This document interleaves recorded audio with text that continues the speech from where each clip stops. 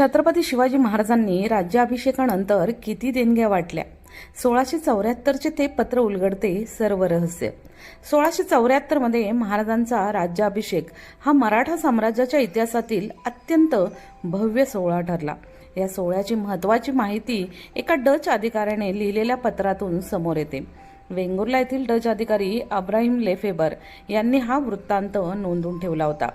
13 October 1674 रोजी त्यांनी governor general John मत्स्यार यांना सविस्तर पत्र पाठवले. त्या पत्रात लिहिले होते, शिवराय सिंहासनावर विराजमान होताच दरबारातील वातावरण उत्साहाने भारावून गेले. सर्व मंत्री 2 रांगांमध्ये उभे राहून छत्रपतींना मानाचा मुजरा करत होते. युवराज संभाजीराजे सिंहासनाच्या पायथ्याशी अभिमानाने बसले होते.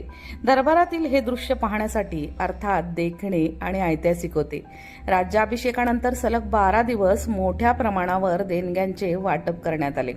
गडावर कार्यक्रमासाठी आलेल्या व्यक्ती, दूत व विद्वानांचा सन्मान करण्यात आला.